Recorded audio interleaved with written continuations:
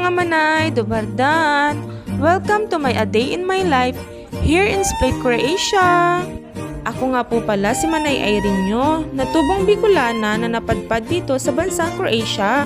Salamat! Ngayong araw nga itatambay kami sa Riva na matatagpuan dito sa Split, Croatia. Isa nga ito sa mga tourist spot nila. Nagsimula na nga ang summer kaya napakadami na ng turista ang dumadayo dito. Ngayong araw nga ay magkikita-kita kami ng kaibigan ko. Medyo matagal na rin kasi hindi kami nagkikita-kita.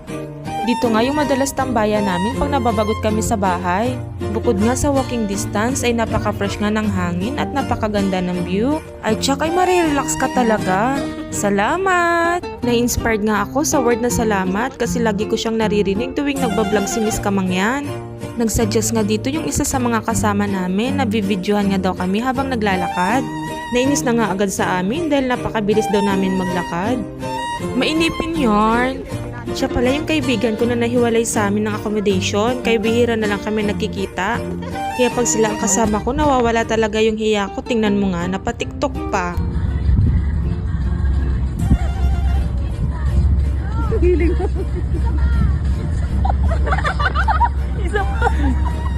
Wala na talagang hiya-hiya si Manay Irene nyo. Kahit sa napakaraming tao ay sumasayaw na. Sa panahon ngayon, bawal na ang hiya-hiya. Kailangan may kunting kapal ng mukha de. Umupo na nga kami saglit dahil nakaramdam na kami ng pagod sa kakalakad. After nga namin dyan ay naisipan namin maghanap ng makakainan dahil yung isa namin kasama ay hindi pa kumakain simula nung nag-duty siya. Dito nga kami napunta sa fast food na ang pangalan ay Popeye. Burger, tortillas, fries at pizza nga ang mga pwede mo mabibili dito. Tortilla chicken nga pala yung napili ko dito kasi mukhang masarap.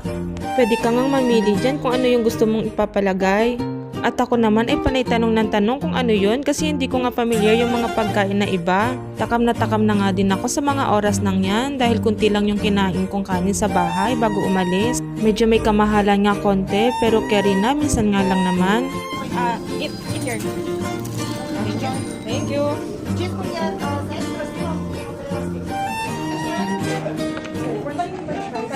Gutom na gutom yarn.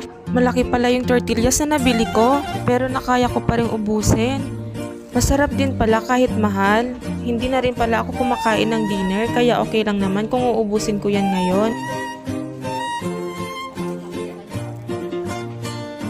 After nga namin kumain sa Popeye, naisipan na nga namin umuwi dahil paggabi na rin. At malayo pa nga din yung babiyahihin ng isa sa mga kasama namin. Hanggang dito na nga lang muna.